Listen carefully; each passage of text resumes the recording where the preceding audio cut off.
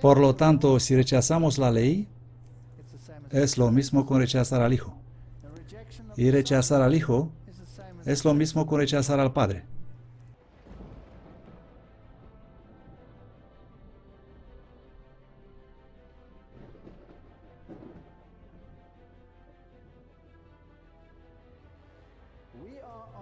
Estamos al borde mismo del conflicto final, y el mundo necesita ser advertido. Este movimiento no es para formar congregaciones separadas, este movimiento es para incorporar a todos. Así que el mundo parece revuelto. Pero ¿quién origina estos eventos? No se trata solo del mundo árabe, está sucediendo en Europa, esto va a venir aquí. La gente está harta de todo lo que está pasando en este mundo, y esta es la brecha que necesita ser reparada en el tiempo que vivimos. Podemos estudiar profecías, podemos saber lo que está sucediendo en el mundo, podemos ver todas estas cosas, pero si no empezamos aquí mismo con Jesús, no vamos a ninguna parte. Reparando la brecha.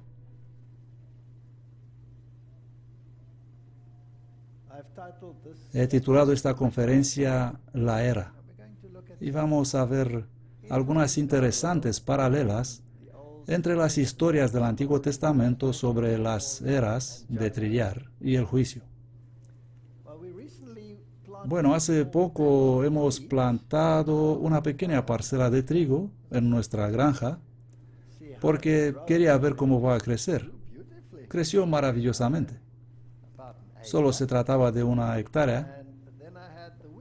Y luego tuve el trigo, pero no tenía los instrumentos con los cuales cosecharlo, así que lo hemos hecho a la manera antigua. Lo recogimos con guadañas y lo atamos en manojos. Y mi vecino tenía una era para trillar y también tenía una cosechadora. Él quiso que llevemos el trigo a él para que pudiéramos hacer el trabajo allí, y así hicimos. Y ahí estuvimos en esa vieja era. Eso fue puramente incidental. Su cosechadora casualmente estaba allí y pasamos las cosas por ella y fue increíble. Y entonces miré la antigua era y pensé en cómo siglos antes burros y bueyes hacían ese trabajo que una máquina cosechadora hace ahora en cuestión de minutos. Y esas imágenes bíblicas pasaron por mi mente. Deuteronomio 25:4: no pondrás bozal al buey que trilla. Porque en la ley de Moisés está escrito, leemos en 1 Corintios 9, no pondrás bozal al buey que trilla. ¿Tiene Dios cuidado de los bueyes? Así que tenemos en la Biblia estas historias sobre bueyes pisando el grano, dando vueltas. Y Dios dice que el obrero es digno de su salario, así que deje comer a la bestia. 1 Timoteo 5:18, porque la Escritura dice, no pondrás bozal al buey que trilla, y digno es el obrero de su salario. Esta cosecha sobre que estamos hablando evoca imágenes de la cosecha final, recogida de gavillas. La cosecha de cebada fue precedida, o la cosecha de cebada precedía la cosecha de trigo, y las gavillas de cebada se utilizaban en la ofrenda mecida para simbolizar los primeros frutos de la resurrección. La cosecha de trigo simbolizaba la cosecha final de la tierra, junto con sus aspectos redentores y de juicio. Y el grano era comparado con los redimidos y los perdidos con las uvas, la paja o la maleza. Estas son las imágenes bíblicas de lo que sucedía en la época de cosecha en las eras. Joel 3:13, echad la hoz porque la mies está madura, venid descended porque el lagar está lleno, rebosan las cubas, porque grande es la maldad de ellos. Una hoz se utiliza para la cosecha de cereales, pero las uvas no se cosechan con una hoz. Son cortados y luego se colocan en los lagares y luego se pisotean. Apocalipsis 14:15 leemos, y otro ángel salió del templo clamando en alta voz al que estaba sentado en la nube, mete tu hoz y ciega, porque te ha venido la hora de cegar, porque la mies de la tierra está madura. Esta imagen de la cosecha nos dice cómo será el juicio, y tipológicamente podemos volver al Antiguo Testamento y leer esas historias y aprender acerca de lo que significa que algún día estaremos delante de un Dios todopoderoso. Apocalipsis 14:19, y el ángel metió su hoz en la tierra y recogió la viña de la tierra y la echó en el gran lagar de la ira de Dios. Me gustaría ser parte de esa cosecha de trigo, pero no me gustaría ser parte de la paja que está soplada lejos de la era.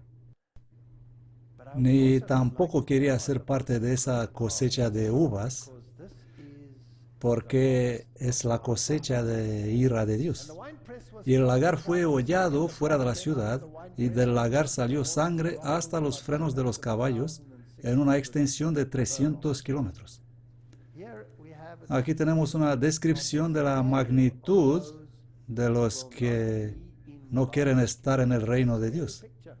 Es una imagen de miedo. Ahora sabemos que la cosecha está lista porque las profecías se están cumpliendo delante de nuestros propios ojos. Así, tipológicamente, una aplicación local debe tener una aplicación universal antes de que la tierra esté madura para la cosecha. Disturbios locales, guerra, apostasía y desastres medioambientales deben convertirse en globales. Podemos ver eso en la actualidad. Lo hemos visto en algunas de las presentaciones anteriores. La inestabilidad política y económica debe ser universal. La agitación religiosa debe conducir las naciones a la unidad religiosa en aras de la paz. Todas estas cosas están sucediendo hoy día. Mateos 24 relata esta historia, y sentándose él en el monte de los olivos, los discípulos se le acercaron en privado diciendo, dinos cuándo serán estas cosas y qué señal habrá de tu venida y del fin del mundo. Respondiendo Jesús les dijo, mirad que nadie os engañe. El engaño va a ser uno de los principales problemas en los últimos tiempos, porque vendrán muchos en mi nombre diciendo yo soy el Cristo y engañarán a muchos. Y oiréis de guerras y rumores de guerras. Mirad que no os turbéis, porque es necesario que todo esto acontezca, pero aún no es el fin.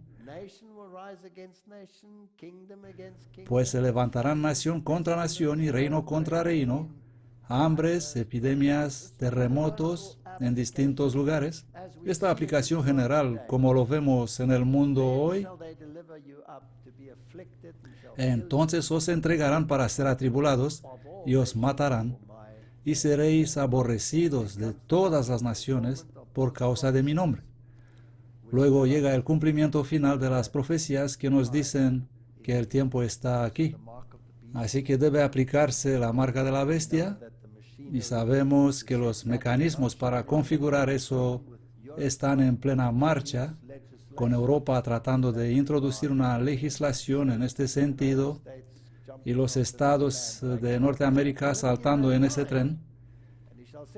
Vivimos en estos momentos. Y enviará a sus ángeles con gran voz de trompeta y juntarán a sus elegidos de los cuatro vientos desde un extremo del cielo hasta el otro. Entonces empezará la cosecha. Aprended esta palabra de la higuera. Cuando veáis estas cosas, debéis saber que el tiempo está muy cerca. Tenemos la crisis económica actual, tenemos las protestas de austeridad en todo el mundo, y la Biblia nos advierte que habrá problemas económicos. Vamos ahora, ricos, llorad y ayudad por vuestras miserias que os vendrán. Vuestras riquezas están podridas y vuestras ropas están comidas de polilla. Vuestro oro y vuestra plata son corroídos y su óxido testificará contra vosotros. He aquí clama el jornal de los obreros que han cegado vuestros campos, el cual por engaño no les habéis pagado, y los clamores de los que habían cegado han entrado en los oídos del Señor de los ejércitos. Estas cosas están sucediendo en el mundo. Los sindicatos están en pie de guerra, la gente ha perdido su dinero, el oro y la plata se han oxidado. Vivimos en estos momentos. Habéis vivido en placeres sobre la tierra y habéis sido disolutos. Habéis engrosado vuestros corazones como en día de matanza. Habéis condenado y asesinado al justo y él no os resiste. Por tanto, hermanos, tened paciencia hasta la venida del Señor.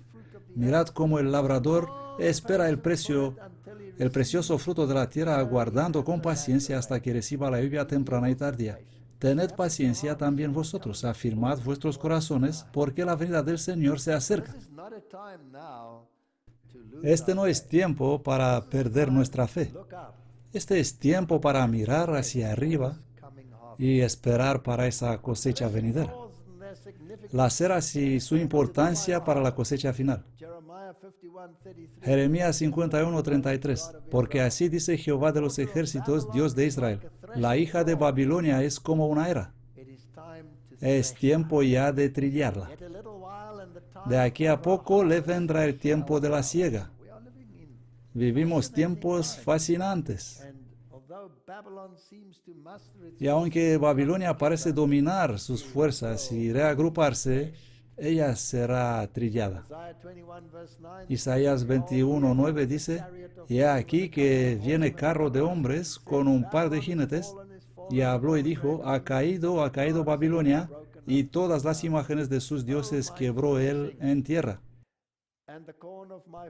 Oh mi trilla, oh grano de mirra, lo que he oído del Señor de los ejércitos, de Dios de Israel, os he declarado. Si no advertimos a la gente, si no predicamos el mensaje, bueno, entonces no pueden tomar una decisión por la cosecha que viene. Y esta trilla será la última. Isaías 28:25. Después que hubiere igualado su superficie, no esparce el eneldo, siembra el comino, pone el trigo por hileras y la cebada en su lugar y el centeno en su borde, porque su Dios le instruye y le enseña a juicio. Porque no se trilla el eneldo con el trillo, ni sobre el comino rodará rueda de carreta, sino que con un palo se sacude el eneldo y el comino con una vara. El pan se trilla, mas no siempre lo trillará ni lo rompe. Y nos dice exactamente cómo ocurrirá el proceso de trillado, y para cada tipo de grano y de semilla hay otro tratamiento. Por lo tanto, Dios planifica una trilla, pero dice que ni un grano caerá, ni una semilla se perderá, sino que la paja será eliminada. En África, en muchos lugares, aún se trabaja en la antigua forma, sin máquinas trilladoras. He tomado esta foto en Etiopía y me pareció interesante. Ellos simplemente bloquean los caminos cuando están trillando, porque esta es la única superficie plana que tienen. No tienen hermosas eras redondas. Aquí están trillando el sorgo, batiendo con barras. Así dice Jehová: por 3 pecados de Damasco y por el 4º no revocaré su castigo, porque trillaron a Galaad con trillos de hierro. Si Babilonia cree que puede recoger una cosecha entre el pueblo de Dios, habrá una recompensa. Habrá una recompensa. Es interesante que el luto de Jacob también tuvo lugar en una era, la de Atad. Y esto es un tipo para los redimidos que han luchado con Dios. Jacob es un tipo, y se levantarán de la era en la cosecha final, cuando todas las lágrimas serán enjugadas. Y leemos sobre eso en Génesis 50. Entonces José subió a sepultar a su padre, y subieron con él todos los siervos de Faraón, los ancianos de su casa, y todos los ancianos de la tierra de Egipto, y toda la casa de José y sus hermanos, y la casa de su padre. Todos ellos se reunieron, y todos los que habían dejado en Gosén. Y subieron también con él carros y gente de a caballo, y se hizo un escuadrón muy grande. Y llegaron hasta la era de Atad, que está al otro lado del Jordán, y endecharon allí con grande y muy triste lamentación. Y José hizo duelo a su padre por 7 días. Esto debe haber sido bastante interesante, todos los egipcios junto con el pueblo de Dios de luto en la era. Y viendo los moradores de la tierra, los cananeos, el llanto en la era de Ata, dijeron: llanto grande es este de los egipcios. Por eso fue llamado su nombre Abel Misraim, que está al otro lado de Jordán. Y Wesley escribe que el luto solemne para Jacob dio un nombre al lugar, Abel Misraim, la aflicción de los egipcios, que sirvió como testimonio contra la siguiente generación de egipcios que oprimieron la descendencia de este Jacob, a quien sus antepasados mostraron tan respeto. Así que hay una lección sobre lo que sucede en las eras de la Biblia y hay una aplicación para nuestro tiempo. Si nos fijamos en la historia de Ruth y de la era, Ruth es un tipo para los primeros frutos de la redención. Ella era una moabita convertida al verdadero Dios. Encontró a Boaz, el tipo para Cristo, en la era durante la cosecha de la cebada, que sirve como cosecha de los primeros frutos, ya que la cebada es la primera y luego la cosecha de trigo o la experiencia de la lluvia temprana. Así que si seguimos fielmente sus instrucciones, entonces vamos a ser también parte de la segunda cosecha, la de trigo. Así que incluso en nuestra experiencia hay una trilla, hay un desarrollo y hay un crecimiento. Ahora, el proceso de aventamiento también es importante. ¿No es Boaz nuestro pariente, con cuyas mozas tú has estado? He aquí que esta noche él avienta a la parva de las cebadas. Me gustaría ser la semilla que queda después. Lávate pues y úngete, Ruth 3:3, y ponte tu ropa y baja a la era. Baja a la era. Todos vamos hacia la era, individualmente. Y como cuerpo vamos a ser trillados. Y cuando él se acostare, observa tú el lugar donde él se acuesta, e irás y descubrirás sus pies, y te acostarás allí, y él te dirá lo que debes hacer. Tenemos que seguir a Cristo, y tenemos que ser ungidos, lavados, vestidos con su justicia, para que sobrevivamos a la experiencia de la era. Hay algunos lugares en la Biblia donde las eras nos hablan sobre los juicios retributivos de Dios. Y los hijos de Israel hicieron lo malo, Jueces 6:1, ante los ojos de Jehová, y Jehová los entregó en las manos de Madián por 7 años. Y los hebreos fueron suprimidos, y los enemigos salieron de las cuevas y de las montañas y tomaron las cosechas de los israelitas. Pues sucedía que cuando Israel había sembrado, subían los madianitas y los amalecitas, y aún los hijos de los orientales subían contra ellos. Así que tenemos madianitas, amalecitas, los hijos del oriente. Es una combinación interesante. Los madianitas eran descendientes de Abraham. Los amalecitas debieron haber sido totalmente destruidos, pero vivieron como una nación de Canaán. Y luego los hijos del oriente suenan como la teología New Age, nueva era, antitípicamente las iglesias hermanas y déspotas. Y acampaban contra ellos y destruían los frutos de la tierra hasta llegar a Gaza, y no dejaban que comer en Israel, ni ovejas, ni bueyes, ni asnos. Y así hoy parece como si lo mismo está ocurriendo a la iglesia de Dios. Tenemos iglesias hermanas que nos roban de algunas de las cosas, que nos hacen lo que debemos ser. Tenemos algunos incrédulos sembrando hilos de duda con respecto a la evolución y esos temas. Y luego tenemos esta filosofía oriental arrastrándose en medio de nosotros. Hay una era de trillar que viene. Hay un juicio que se acerca. Porque subían ellos y sus ganados y venían con sus tiendas en grande multitud como langostas, que no había número en ellos, ni en sus camellos. Así venían a la tierra para devastarla, e Israel era en gran manera empobrecido por los madianitas. Esto es muy importante. Si permitimos al falso sistema religioso entrar entre nosotros, al falso estilo de adoración, a las falsas filosofías, seremos grandemente empobrecidos. Pero Dios pondrá las cosas claras. Jehová envió un varón profeta a los hijos de Israel, el cual les dijo: así dice Jehová, Dios de Israel: yo os hice salir de Egipto, y os saqué de la casa de servidumbre, y os libré de manos de los egipcios y de mano de todos los que os afligieron, a los cuales eché de delante de vosotros, y os di su tierra, y os dije: yo soy Jehová vuestro Dios. No temáis a los dioses de los amorreos, en cuya tierra habitáis, mas no habéis obedecido a mi voz. De modo que si queremos tener una experiencia positiva, la obediencia se vuelve primordial. Y vino el ángel de Jehová y se sentó debajo del alcornoque que está en Ofra, el cual era de Joás Abieserita. Y su hijo Gedeón estaba sacudiendo el trigo en el lagar para esconderlo de los madianitas. Esta es una historia interesante.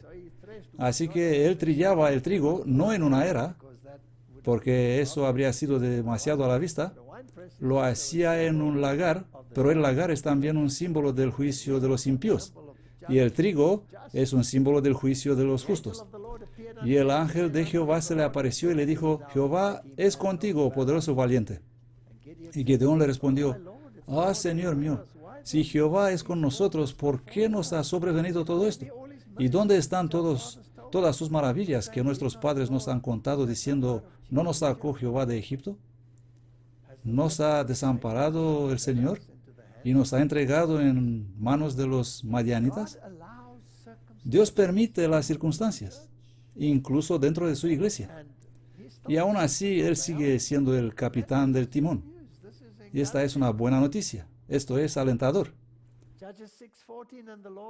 Jueces 6:14, y mirándole Jehová le dijo: ve con esta tu fortaleza y salvarás a Israel de la mano de los madianitas. ¿No te envío yo?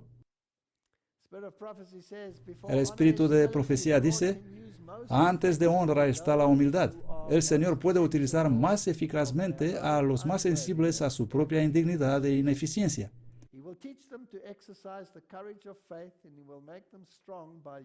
Él les enseñará a ejercitar el valor de la fe, y Él los hará fuertes mediante la unión de su debilidad a la fuerza divina, y sabios conectando su ignorancia con la sabiduría divina. Debemos tener ánimo de búsqueda. Tenemos que volver a la palabra de Dios, y Dios obrará poderosamente, sin contar cuántos orientales, incrédulos o madianitas hay entre nosotros. Y edificó ahí Gedeón un altar a Jehová, al que llamó Jehová Shalom. Este está hasta hoy en Ofra. Muy bien. Esa es una historia de cómo Dios trata con una incursión en la tierra de Israel. Y es alentador para nosotros porque estamos sufriendo este tipo de incursiones en la actualidad. Echemos un vistazo a algunas otras lecciones. David y la era. Estas son lecciones dolorosas, lecciones muy dolorosas, y podemos aprender acerca de cómo Dios trata con estos temas. Después de que los filisteos habían devuelto el arca en un carro, ese llegó a Bet-Semes durante la cosecha del trigo. Y 1 Samuel 6:12 cuenta la historia. Y las vacas se encaminaron por el camino de Bet-Semes e iban por un mismo camino andando y bramando. Las pusieron al carro y no conocían el camino, ni habían sido instruidas en los caminos del Señor. El Señor las dejaba ir e iban todo recto, volviendo del campamento filisteo a Bet-Semes. Y los de Bet-Semes segaban el trigo en el valle. Así que aquí tenemos otro tipo de cosecha final, cuando el arca del Señor es devuelta al pueblo de Dios. Y alzando sus ojos vieron el arca y se alegraron cuando la vieron. Y el carro vino al campo de Josué Bet-Semita y paró ahí donde había una gran piedra. Y ellos cortaron la madera del carro y ofrecieron las vacas en holocausto a Jehová. Si vas a Bet-Shemesh, es fascinante lo que hay en el lugar de lo que debería estar ahí. Esta es el área donde todo esto sucedió y se pueden imaginar los campos de allá.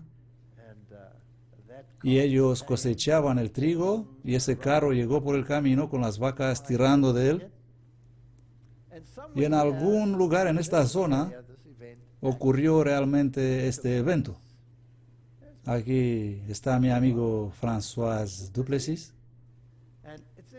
Y es interesante, no muy lejos están esas dos colinas, y sobre esas dos colinas una vez también estuvieron los ejércitos de Israel y de los filisteos enfrentándose entre sí, y aquí es donde David mató a Goliat. De modo que si vas hacia abajo en este valle, en algún lugar por aquí, quizás ahí donde está mi esposa mostrando las pequeñas piedras de esta zona, en esta misma zona se desarrolló esta historia. Ahora, cuando se devolvió el arca, ellos primero estaban muy emocionados por tenerlo, pero miraron dentro del arca y entraron en un gran problema, como sabemos. Y primero la quitaron y la pusieron en una casa, y se dice ahí Notre-Dame de l'Arche d'Alliance. Este es el lugar en esta colina donde ellos afirman, la Iglesia Romano-Católica, que la casa realmente existía aquí, en que el arca fue entonces supuestamente guardada. Hoy en día hay una iglesia allí, y es la iglesia de Nuestra Señora del Arca de la Alianza. Y aquí está una gran estatua de ella colocada sobre el Arca de la Alianza. La iglesia pertenece a las hermanas francesas de San Jorge de la Aparición, y ellos creen que está sentada en el lugar de la casa de Abinadab, donde fue guardada el arca, 1 Samuel 7:1. La iglesia está construida en el mismo lugar de una iglesia bizantina. Y aquí está una homilía que se dio el 15 de agosto, Asunción de Nuestra Señora en el cielo, y dice: hoy damos gracias a Dios por el gran honor concedido a María en no permitir que la descomposición toque su cuerpo. Al final de su vida terrenal, fue tomado su cuerpo y alma al cielo. Era verdaderamente adecuado que ninguna descomposición debería tocar su cuerpo, porque ella ha dado a luz a Jesús y también porque ella era sin pecado. Ella fue inmaculadamente concebida y permaneció sin pecado en toda su vida. Esto es algo interesante. Así que aquí está el arca, que ellos afirman que es María. El mundo está tan lleno de mentiras que es increíble. Ella no fue concebida inmaculadamente porque nació como todos los demás. Y ella no era sin pecado porque la Biblia dice que nadie está sin pecado. Así que por lo tanto fue tomado su cuerpo y alma al cielo al final de su vida terrenal. Uno de los títulos que le damos a la Virgen es Arca de la Alianza. Y nuestra primera conferencia empezó con la visión de Juan del cielo, donde él vio algo que asustaría a sus contemporáneos. Él vio el arca del pacto. Así que cuando piensas en el arca del pacto, que representa la ley, que significa el ministerio sumo sacerdotal de Cristo Jesús, que significa el maná escondido, que es sinónimo de Jesucristo, ¿no es extraño que el mundo puede desfigurar tanto esta doctrina? Podemos decir que el arca de la alianza en el Antiguo Testamento prefigura a María. ¿No prefigura a Jesucristo? En el Nuevo Testamento apuntaba hacia adelante a María del Nuevo Testamento. ¿Cómo y por qué? María llevó en su vientre a Jesús, la palabra viva de Dios. Es increíble lo que puede sacar de las tradiciones. Ni siquiera quiero leer más. Pero aquí en este sitio se alza hoy esta catedral romano-católica y toda la historia de la obediencia a Dios y el ministerio sumo sacerdotal donde Jesús nos salva de nuestros pecados está distorsionado. y es una especie de símbolo de la confusión que tenemos en el mundo, por ahí, que la Biblia llama Babilonia. Y ellos venden pequeñas fotos con el arca del pacto. Bueno, si seguimos la historia de la Biblia, que es mucho más agradable, los levitas bajaron el arca del Señor y la caja que estaba con ella, en la cual estaban las joyas de oro, y las pusieron sobre la piedra grande. Y los hombres de Bet-Semes ofrecieron holocaustos e hicieron sacrificios aquel día al Señor. Y cuando los 5 príncipes de los filisteos vieron esto, regresaron a Ecrón el mismo día. Así que habían seguido esto para ver si las vacas llevarán el arca del pacto allí. Entonces supieron que las plagas que sufrieron eran de Dios. Así que hay una escena del juicio y el arca está involucrada. Estas fueron las hemorroides de oro que devolvieron los filisteos, porque ellos habían hecho los modelos de las llagas de la peste, porque esa es la costumbre en la iglesia ortodoxa hasta el día de hoy. Y los ratones de oro, las ratas, y todas estas cosas, conocemos la historia, pero la Biblia dice en 1 Samuel 6:19, entonces hirió Dios a los de Bet-Semes porque habían mirado en el arca de Jehová. ¿Qué lección podemos aprender de eso? Seguramente Dios nos quiere impresionar con la santidad de su ley y con la santidad en el tema de la adoración. Hirió del pueblo 50,070 hombres. Y el pueblo hizo duelo porque Jehová habría herido a muchos del pueblo con una gran matanza. Y dijeron los de Bet-Semes, ¿quién podrá estar delante de Jehová, el Dios Santo? Esa es una pregunta importante. ¿Vamos a ser irreverentes en nuestros estilos de adoración? ¿Vamos a venir delante del arca del Señor como nos da la gana a cada uno? Y enviaron mensajeros a los de Kiriath Jearim, diciendo, los filisteos han devuelto el arca de Jehová. Descended pues y llevadla a vosotros. Y vinieron los de Kiriath Jearim, llevaron el arca de Jehová y la metieron en casa de Abinadab, situada en la colina, donde ahora se encuentra este monasterio católico. Y santificaron a Eleazar su hijo para que guardase el arca de Jehová. Así que ahora aquí está el arca y está allí en esta casa. Y eventualmente tiene que ser traída de nuevo a Jerusalén. Y David intenta traer de vuelta el arca. Y hay lecciones importantes aquí para el pueblo de Dios en el tiempo que vivimos. Y subió David con todo Israel a Baala de Kiriath Jearim, que está en Judá, para pasar de ahí el arca de Jehová, Dios, que habita entre los querubines, sobre la cual es invocado su nombre. Así que la verdadera esencia de la adoración, el carácter de Dios, todo está en juego aquí. Y se llevaron el arca de Dios de la casa de Abinadab en un carro nuevo. Y Usa y Ahío guiaban el carro. Ahora bien, Dios no había dado instrucciones a los israelitas que pusieran el arca en una carroza, pero Él lo puso en un carro. Y David y todo Israel se regocijaban delante de Dios con todas sus fuerzas, con cánticos, arpas, salterios, tamboriles, címbalos y trompetas. Y cuando llegaron a la era de Kidón, Usa extendió su mano para sostener el arca, porque los bueyes tropezaban. ¿Dónde tropezaban? En la era. Así que hay un juicio aquí. Hay un juicio que se acerca. Y cuando llegaron a la era de Nachón, Usa extendió su mano al arca de Dios y la sostuvo porque los bueyes la sacudieron. No acababa de venir esa arca de los filisteos sin ninguna compañía todo el camino de vuelta al campamento de Israel, y no hubo nadie para sostener el arca. Y los bueyes estaban corriendo enloquecidos. La Biblia dice corriendo y mugiendo mientras iban a toda velocidad. ¿Quién mantuvo entonces el arca del pacto para no caer? ¿No fue Dios? Así que aquí ellos hicieron todo lo que ellos pensaban que era bonito y bueno, pero no lo hicieron de acuerdo con la forma prescrita. Y Dios no podía honrarles.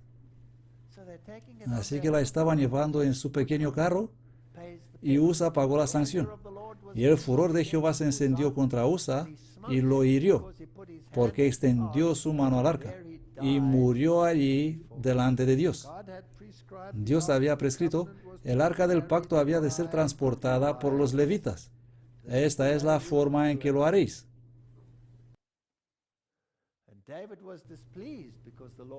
Y David tuvo pesar porque Jehová había quebrantado a Usa, por lo que llamó a aquel lugar Perez Usa hasta hoy. Y David temió a Dios aquel día y dijo, ¿cómo he de traer a mi casa el arca de Dios? Y no trajo David el arca a su casa en la ciudad de David, sino que la llevó a casa de Obed-edom, Geteo. Y el arca de Dios estuvo en casa de Obed-edom, en su casa, 3 meses. Y bendijo Jehová la casa de Obed-edom y todas las cosas que tenía. Tenemos que pensar, los bueyes tropezaron en la era, así que eso es un símbolo del juicio. Así que si adoras a Dios de una manera sincrética y no según lo prescrito por Dios, podrías acabar en el lado equivocado de la era. Esto es bien para muerte o para la salvación. Ahora David intenta traerla de vuelta por segunda vez y quiere corregir las cosas. Pero primero vamos a leer el espíritu de profecía. Usa extendió su mano al arca de Dios y la sostuvo, porque los bueyes tropezaban. Y el furor de Jehová se encendió contra Usa y Dios lo hirió ahí por su error. Segunda Samuel, la suerte de Usa fue un castigo divino por la violación de un mandamiento muy explícito. Mediante Moisés, el Señor había dado instrucciones especiales acerca de cómo transportar el arca. Solo los sacerdotes descendientes de Aarón podían tocarla o aún mirarla descubierta. ¿Ha dado Dios instrucciones especiales en cuanto al mensaje que ha de ser predicado en este tiempo en el mundo? ¿Sí o no? Si decidimos predicar otra cosa que no sea lo que Dios encargó, ¿no estamos como Usa extendiendo nuestra mano para sostener el arca conforme a nuestros principios en lugar de los principios de Dios? Esta es la forma en que se debe hacer, no en un carro. Este es el camino que Dios ha ordenado. Los sacerdotes habían de cubrir el arca y luego los coatitas debían levantarla mediante los palos que pasaban por los anillos de cada lado del arca y que nunca se quitaban. Y los hijos de Gersón y de Merari, que tenían a su cargo las cortinas y las tablas y los pilares del tabernáculo, Moisés les dio carretas y bueyes para transportar lo que se les había encomendado a ellos. Y a los hijos de Coat no dio, porque llevaban sobre sí en los hombros el arca del pacto, el servicio del santuario. Así al traer el arca de Kiriat Jearim, se habían pasado por alto en forma directa e inexcusable las instrucciones del Señor. ¿No estamos nosotros pisando el mismo camino hoy en día? Ella escribe que los filisteos que no conocían la ley de Dios habían puesto el arca sobre una carreta y Dios no les hizo nada porque ellos no conocían algo mejor. Él no los castigó por ello, pero Israel debería conocer y no lo hicieron. Este es un asunto serio. Y David, sintiendo que su propio corazón no estaba del todo en armonía con Dios, David, al ver caer a Usa, tuvo temor al arca, no fuese que alguno de sus pecados le acarrea castigos. Pero Obed-edom, aunque se alegró temblando, dio la bienvenida al sagrado símbolo como garantía del favor de Dios a los obedientes. La atención de todo Israel se dirigió ahora hacia el Geteo y su casa para observar cómo les iría con el arca. Y bendijo Jehová a Obed-edom y a toda su casa. Así que si tienes una relación correcta con el Dios del cielo y para sus preceptos y sus leyes, entonces serás bendecido. Si no lo haces, entonces puedes esperar lo contrario. Leemos aquí, en los escritos de Ellen White, que había algunos problemas antes. Vamos a mirarlos. Había algunas personas en nuestras casas editoras que querían cambiar la política para hacer algunas publicaciones más populares. Ellos sugirieron eliminar las referencias a la Iglesia Adventista del Séptimo Día y dejar fuera las verdades importantes, tales como sábado, para aumentar la circulación de la literatura. Encontramos exactamente la misma cosa hoy en esta filosofía de iglesia emergente. Vamos a hacer las diferencias y las doctrinas menos prominentes, por lo tanto caen en la misma categoría. Esta política es el primer paso en una serie de pasos equivocados, escribe ella. Los principios que se han defendido en el American Sentinel constituyen la esencia de la defensa del sábado. Y cuando los hombres comienzan a hablar de cambiar estos principios, están haciendo una obra que no les corresponde.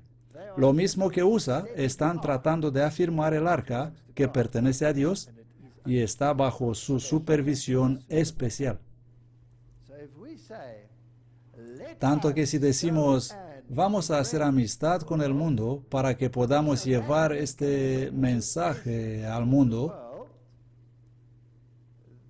entonces somos como USA, que está tratando de sostener el arca. Este es un problema peligroso porque nosotros tenemos una forma prescrita de cómo debemos alcanzar el mundo con el mensaje de los tres ángeles y no en un carro, sino sobre los hombros. USA se entrometió con el arca a pesar del claro mandamiento del Señor de considerarla con temor y temblor y mantenerla sagrada. Él tuvo que ser retirado de la obra del Señor. Dios no cambia. Hoy, Él es tan deseoso como en los días de USA que los hombres conozcan sus caminos y reverencien los métodos que Él ha señalado para su guía. Y si Él nos ha prescrito cuál es nuestro deber y nosotros lo cambiamos, caemos en esta misma categoría. Aquí está algo por venir. Nos dirigimos hacia una era de trillar. No trate de sostener el arca que está bajo la protección divina. No crean que debemos hacer los mandamientos y las diferencias y el sábado y estas cuestiones menos prominentes, cuando el curso seguido es equivocado. No intenten estabilizar la proclamación de los preceptos divinos cuando el curso es contrario a los mensajes de los tres ángeles, según las indicaciones de Dios. Tenemos que ser muy cuidadosos. Ahora vamos a ver qué hizo David aquí. Y David se hizo casa en la ciudad de David y preparó un lugar para el arca de Dios y le levantó una tienda.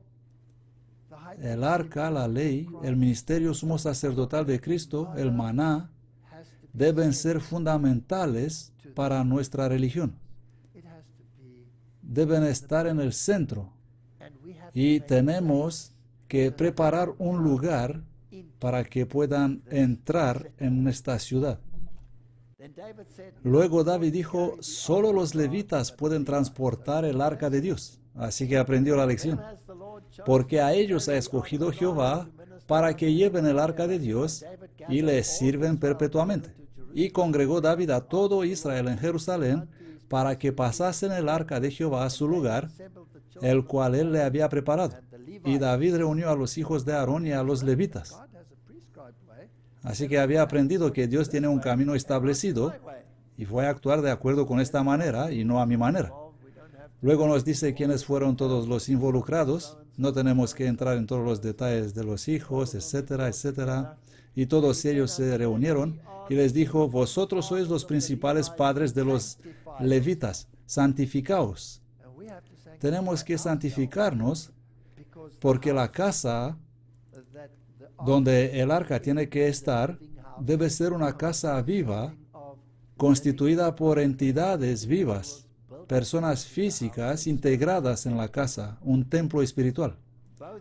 Vosotros y vuestros hermanos, y pasad el arca de Jehová Dios de Israel al lugar que le he preparado. Pues por no haberlo hecho así vosotros la primera vez, Jehová nuestro Dios hizo brecha entre nosotros. Es una palabra interesante.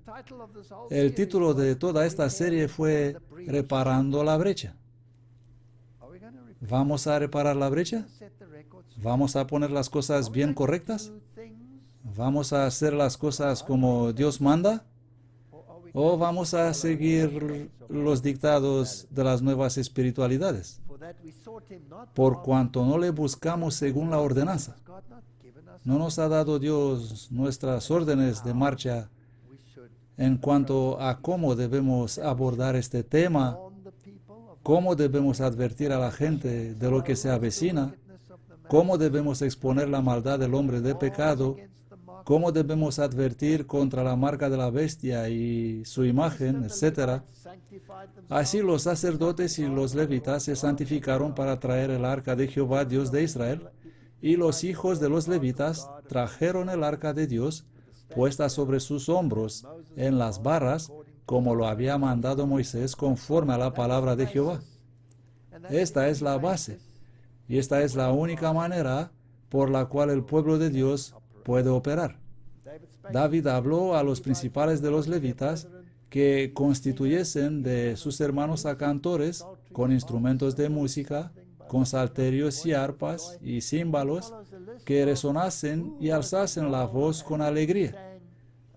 Y luego sigue una lista larga de quién estuvo involucrado y quién cantó, una larga lista con todos los nombres, y la Biblia es muy fiel. Y Wesley escribe sobre este asunto: porteros que iban a guardar las puertas del tabernáculo, pero que todos fueron instruidos en la música para que cuando estos estaban libres de asistir a su oficio adecuado, no sean ociosos ni poco productivos en la casa de Dios. La música tuvo un papel esencial, así que los cantantes, leemos en 1 Crónicas 15:19, y enumera la lista, designados a sonar címbalos de bronce, y la alamot, que es una soprano, una voz femenina, o quizás falsete, no estoy seguro, y luego con arpas, y se mencionan todos los instrumentos. La traducción afrikaans dice para dar una ventaja a las voces graves. Así que hubo todas estas voces y había armonía, voces femeninas, voces graves, y los instrumentos estaban claramente definidos. Y Kenenías, principal de los levitas, estaba para la entonación, pues él presidía en el canto porque era entendido, y las trompetas estaban ahí. Y David, pues, y los ancianos de Israel y los capitanes de millares fueron a traer el arca del pacto de Jehová de casa de Obed-Edom con alegría. Y sucedió que cuando Dios ayudó a los levitas, esto es interesante, cuando Dios ayudó a los levitas que llevaban el arca del pacto de Jehová, ellos sacrificaron 7 novillos y 7 carneros. Wesley escribe, ayudó, animándolos en su trabajo con alguna señal de su presencia con ellos. En todos nuestros ejercicios religiosos debemos obtener la ayuda del cielo. Los ministros de Dios que llevan los vasos del Señor necesitan de modo especial la ayuda divina en su ministerio para que Dios pueda ser glorificado por ellos y el pueblo edificado. Así que si haces las cosas de acuerdo con la metodología correcta, Dios está contigo en el proceso. Él te ayudará con el mensaje. No te puedes equivocar. Y luego Crónicas enumera algunas cosas interesantes. David estaba vestido con una túnica de lino fino. Él se puso la túnica no para ser como los levitas, sino que era, ya veremos en un momento por qué se la puso. Y luego, y todos los levitas que llevaban el arca, y asimismo los cantores, y que Ananías era maestro de canto entre los cantores, David llevaba también sobre sí un efod de lino. De esta manera llevaba todo Israel el arca del pacto de Jehová con júbilo y sonido de bocinas y trompetas y címbalos y al son de salterios y arpas. Pero es interesante que el pandero que se menciona en el primer intento de traer el arca es excluido. porque ese era un instrumento que las mujeres usaban cuando había una victoria en la guerra. Pero esta era una victoria religiosa. Gritando, clamando, quiere decir una aclamación de alegría. Así que no es un ruido desconcertante, es hacer una aclamación alegre. Y aconteció que cuando el arca del pacto de Jehová llegó a la ciudad de David, Mical, hija de Saúl, mirando por una ventana, vio al rey David que saltaba y danzaba y lo menospreció en su corazón. En Patriarcas y Profetas encontramos alguna aclaración al respecto. Al cabo de 3 meses decidió hacer un nuevo esfuerzo para transportar el arca y esta vez tuvo especial cuidado de cumplir en todo detalle las instrucciones del Señor. Volvió a convocar a todos los hombres principales de la nación y el arca iba a ser traída, iba a ser llevada a hombros y la multitud se puso en orden y así subieron. Cuando habían andado 6 pasos, sonaba la trompeta mandando hacer alto. Por orden de David se habían de ofrecer un buey y un carnero engordado. Debieron sacrificar muchos animales, ya que era bastante lejos de ahí a Jerusalén, si paraban cada pocos pasos. Hubo un gran número de animales. El regocijo reinaba en lugar del temor entre la multitud. El rey había puesto a un lado los vestidos reales y se había vestido de un efod de lino sencillo como el que llevaban los sacerdotes. No quería indicar por este acto que asumía las funciones sacerdotales, pues el efod era llevado a veces por otras personas además de los sacerdotes. Y esto es muy importante. Pero en este santo servicio tomaba su lugar ante Dios en igualdad de condiciones con sus súbditos. Y es a esto que su esposa estaba en contra. Él debía exaltarse a sí mismo, no rebajarse al nivel de los sacerdotes, y por eso ella estaba enojada. Nuevamente el largo séquito se puso en movimiento y la música de arpas y cornetas, de trompetas y címbalos subió al cielo mezclada con la melodía de una multitud de voces. Y David danzaba con todas sus fuerzas delante de Jehová, lleno de gozo, al compás de la música. La música y la danza de alegre alabanza a Dios mientras se transportaba el arca no se parecía en absoluto a la disipación de la danza moderna. Una tenía por objeto recordar a Dios y ensalzar su santo nombre. La otra es el medio que Satanás usa para hacer que los hombres se olvidan de Dios y lo deshonran. Debemos mirar aquí el estilo de adoración. La dignidad y el orgullo de la hija del rey Saúl se sorprendieron de que el rey David hubo dejado a un lado sus vestidos de realeza y su cetro real y se vistió con vestiduras de lino simple usadas por los sacerdotes. Así que aquí hay algunas cuestiones que necesitamos entender. Nadie se puede exaltar a sí mismo sobre cualquier otra persona. Debemos tener espíritus humildes. La segunda incidencia, otra experiencia de la era. Y volvió a encenderse el furor de Jehová contra Israel, e incitó a David contra ellos a que dijese, ve, cuenta a Israel y a Judá.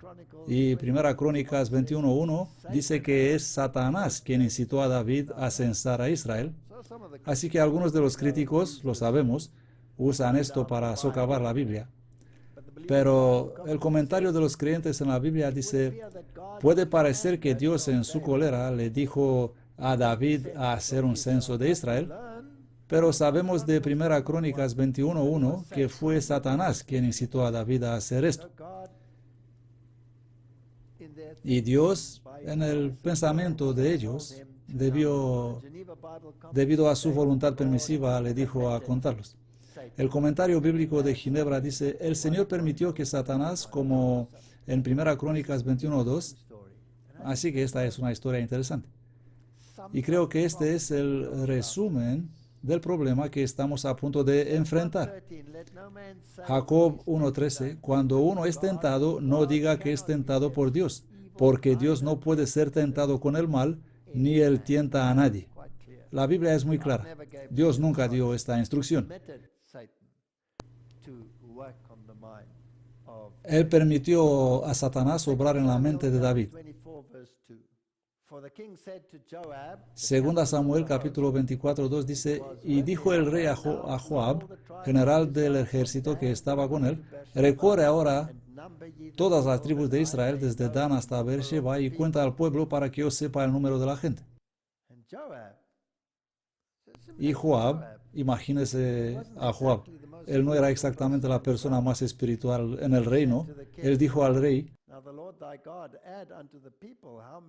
añada Jehová tu Dios al pueblo 100 veces tanto de lo que son, y que lo vea mi señor el rey.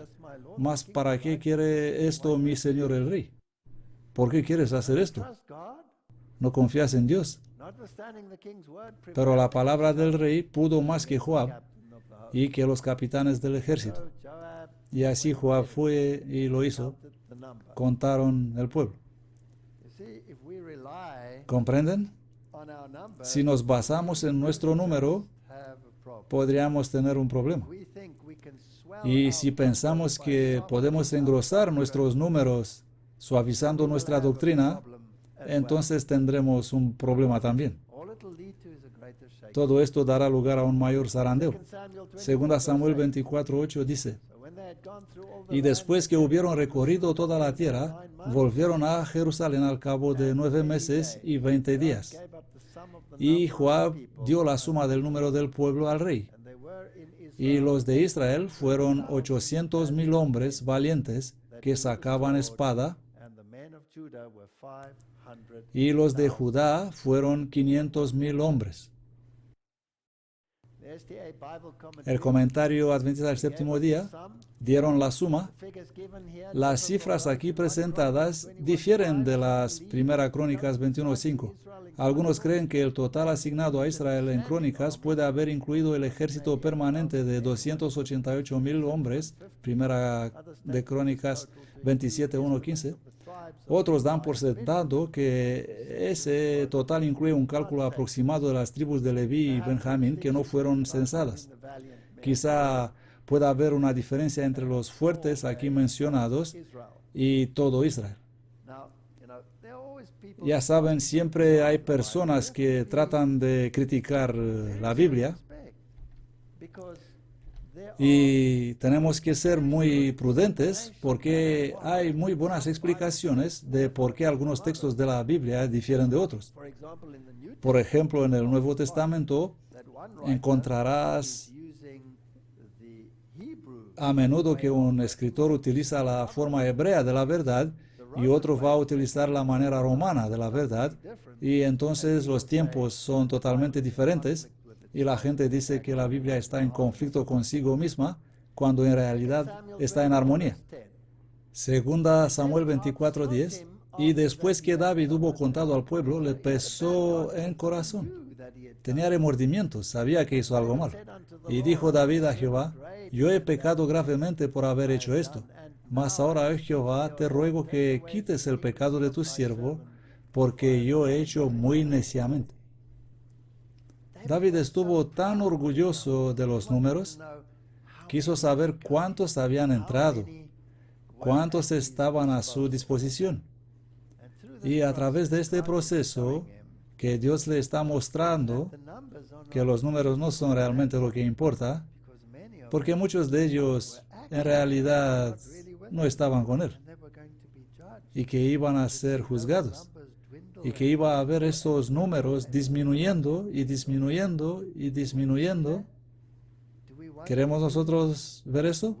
¿Queremos utilizar métodos débiles, métodos falsos, diluir el Evangelio, traer hordas de gente que no se conviertan solo para llegar a una era un día y verlos perecer a todos? ¿Queremos nosotros hacer eso? Y por la mañana, cuando David se hubo levantado, vino palabra de Jehová a Gad profeta, vidente de David, diciendo, ve y di a David, así dice Jehová, 3 cosas te propongo, tú escogerás una de ellas para que yo te la haga. Vino pues Gad a David y le dijo, ¿qué prefieres? ¿7 años de hambruna? ¿O que huyas 3 meses delante de tus enemigos? 3 días de epidemia en tu tierra? Piensa ahora. y mira que he de responder al que me ha enviado. Entonces David dijo a Gad, en grande angustia estoy. Caigamos ahora en mano de Jehová, porque grandes son sus misericordias, y no caiga yo en manos de hombres. Así que Dios le va a mostrar cuál era la verdadera fuerza de Israel. Cuando a David se le ofreció que eligiera el castigo por su pecado, él dijo, caigamos ahora en mano de Jehová, porque grandes son sus misericordias, y no caiga yo en manos de hombres. Él sabía que Dios conocía la lucha y la angustia del alma. Cuando uno alcanza a tener una vislumbre del carácter de Dios, no ve en él el espíritu despiadado y vengativo manifestado por los agentes humanos. Ve que la aflicción y la prueba son los medios señalados por Dios para disciplinar a sus hijos y enseñarles su camino para que se aferren a su gracia. ¿Tenemos nosotros al Señor? ¿Queremos hacer todo a su manera o queremos hacerlo a nuestra manera? Así que el Señor envió pestilencia peste Israel desde la mañana hasta el tiempo señalado, y murieron del pueblo desde Dan hasta Beersheba 70,000 hombres. Eso fue en la tipología. ¿Cómo va a ser en el antitipo? Esto es aterrador. Y cuando el ángel extendió su mano sobre Jerusalén para destruirla, el Señor se arrepintió de aquel mal y dijo al ángel que destruía el pueblo, basta ahora, detén tu mano. Entonces el ángel de Jehová estaba ¿dónde? Junto a la era de Arauna, el Jebuseo. Y David dijo a Jehová cuando vio al ángel que hería al pueblo, yo pequé, yo hice la maldad. ¿Qué hicieron estas ovejas? Te ruego que tu mano se torne contra mí y contra la casa de mi padre. Oh, tiemblo por mi iglesia. Tiemblo por nuestra situación, porque vamos a presenciar exactamente lo mismo. La realización del censo había causado desafecto entre el pueblo, pero ellos habían acariciado los mismos pecados que motivaron la acción de David. Así como el Señor, mediante el pecado de Absalón, trajo castigo sobre David, por medio del error de David, castigó los pecados de Israel.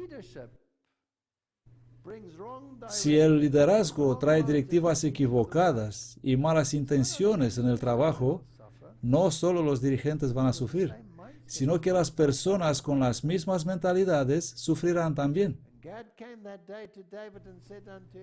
Y Gad vio a David aquel día y le dijo, sube y haz un altar a Jehová en la era de Arauna Jebuseo. El altar tiene que estar ahí, en esa era.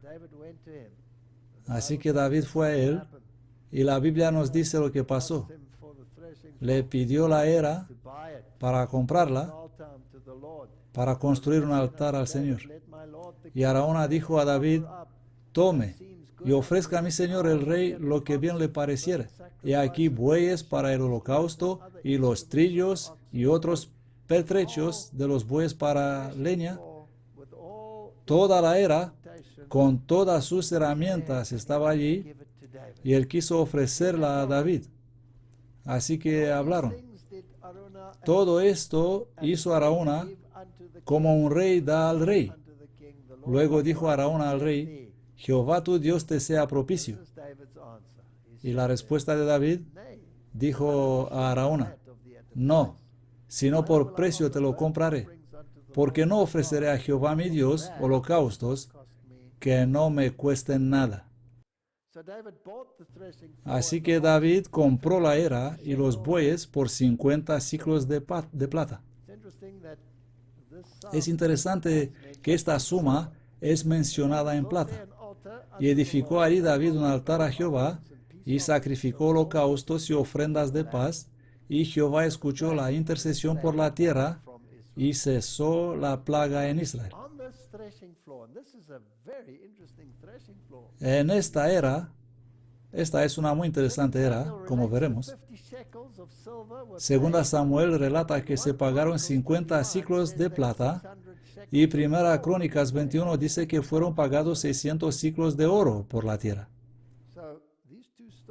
Pues estas dos historias se oponen entre sí o se complementan entre sí. Creo que se complementan entre sí y no deben ser vistos como contradictorias. La plata fue probablemente pagada por los utensilios de la era y los bueyes y el oro para la tierra en la que estaban. Así que compró toda la tierra. Tendremos que averiguar dónde estaba esta tierra porque esto es importante. Una parte se pagó en plata y otra se pagó en oro. Los trillos que se encontraban en la era fueron pagados en plata. La tierra fue pagada en oro. La plata es el metal para el dinero del rescate. El dinero del rescate fue también fundido para fabricarse las bases de los pilares del santuario. Así que aquí estamos hablando de redención. Tanto la plata como el oro son símbolos de los redimidos. Un censo solo debía ser hecho por orden de Dios y estaba relacionado con la numeración de Israel en términos de redención. Patriarcas y profetas nos dicen que el sitio en que se construye el altar, que de allí en adelante debía considerarse como tierra santa para siempre, fue obsequiado al rey por Ornán. Pero el rey se negó a recibirlo. No, sino por precio te lo compraré, porque no ofreceré a Jehová mi Dios holocaustos que no me cuesten nada. Este sitio, ya memorable por ser el lugar donde Abraham había construido el altar para ofrecer a su hijo, y era ahora santificado por esta gran liberación, fue posteriormente escogido como el sitio donde Salomón erigió el templo. Y antitípicamente, el templo nos representa a mí y a ustedes, porque somos templos vivientes. Así que toda esta historia, tipológicamente, tiene un gran significado para nosotros. Si lees en Éxodo, medio ciclo conforme al ciclo del santuario, y tenía que ver con el número de las personas. Cuando tomares el número de los hijos de Israel, cuando lo ordena Dios, conforme al número de ellos, cada uno dará a Jehová el rescate de su persona, medio ciclo conforme al ciclo del santuario. Zacarías dice que tenemos que refinarlo como se refina la plata, y los probaré como se prueba el oro. El simbolismo aquí es muy profundo. Aquí está la cuenta como se da en Crónicas, y Jerusalén fue prácticamente destruida, y alzando David sus ojos vio al ángel de Jehová que estaba entre el cielo y la tierra, teniendo una espada desenvainada en su mano extendida sobre Jerusalén. Entonces David y los ancianos se postraron sobre sus rostros cubiertos de cilicio. Y dijo David a Dios: ¿no soy yo el que hizo contar al pueblo? Yo mismo soy el que pequé, y ciertamente he hecho mal. Mas estas ovejas, ¿qué han hecho? Jehová, Dios mío, sea ahora tu mano contra mí y contra la casa de mi padre, y no haya plaga en tu pueblo. David actúa aquí como un tipo para Cristo, y esta debería ser nuestra actuación también. Y el ángel de Jehová ordenó a Gad que dijese a David que subiese y construyese un altar a Jehová en la era de Ornán el Jebuseo. Ahora, ¿qué estaba él trillando? Es interesante. La Biblia dice que él estaba trillando trigo. Y el trigo es el símbolo para la cosecha final. Esto es lo que va a pasar también con el antitipo. Y él lo compró por el precio completo. Y también te daré los bueyes para el holocausto y los trillos para leña y trigo para la ofrenda. Yo te lo doy todo. David dijo: no, no lo quiero. Y lo compró por 600 ciclos de oro. Pero compró toda la tierra. Y esa era se convierte en el sitio del templo. Porque el tabernáculo de Jehová que Moisés había hecho en el desierto, 1 Crónicas 21-29, y el altar del holocausto estaban entonces en el alto de Gabaón.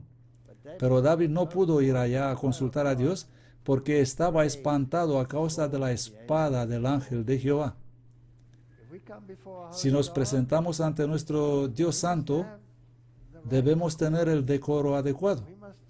Debemos seguir las instrucciones de Dios. Debemos tener el estilo de adoración correcto. ¿No estamos haciendo hoy exactamente lo que la Biblia describe aquí? ¿Acaso no creemos nosotros que podemos introducir los estilos musicales cuando adoramos a Dios según nuestra elección y no según lo que Dios ha dicho? La música debe ser de adoración, debe ser armoniosa, debe ser... ¿Cuál es la otra palabra? Melodiosa, gracias. La música debe ser melodiosa, armoniosa y de adoración. Estos tres criterios. No ese ruido, no basada en ritmo más que en armonía. La armonía es la parte intelectual, el ritmo es la parte carnal. Todas estas cuestiones debemos ser exactos cuando se trata de adorar a Dios. Luego Salomón empezó a edificar la casa del Señor en Jerusalén, en el monte Moría, donde el Señor se había aparecido a David su padre en el lugar que David había preparado en la era de Ornán el Jebuseo. Cuando se trata de cuestiones de adoración, esas también son temas de salvación. Primera Pedro 2:1 dice, desechando pues toda malicia y todo engaño, e hipocresía, envidia y toda maledicencia. Estas son las cuestiones que tendremos que abordar. Como niños recién nacidos, desead la leche sincera de la palabra, para que por ella crezcáis. Tenemos que ser cristianos basados en la palabra. Si es que habéis gustado la benignidad del Señor, al cual acercándoos como a piedra viva, desechada ciertamente por los hombres, mas escogida y preciosa para Dios, vosotros también como piedras vivas sois edificados como casa espiritual y sacerdocio santo para ofrecer sacrificios espirituales agradables a Dios por Jesucristo.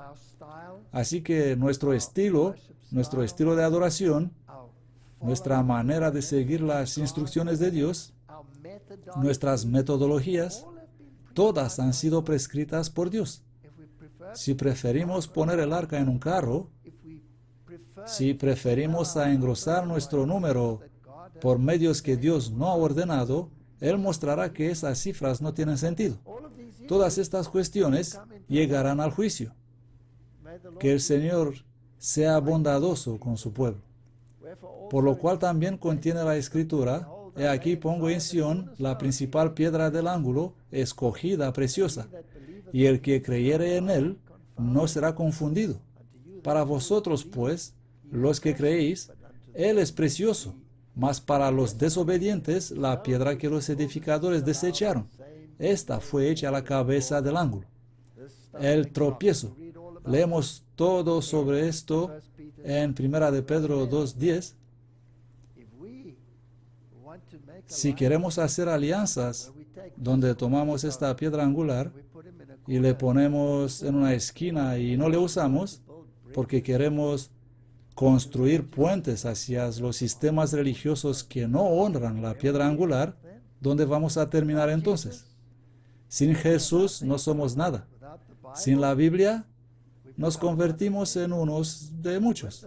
Con la Biblia, con la palabra, con la ley, con la piedra angular, nos convertimos en el pueblo de Dios y podemos resistir en la era.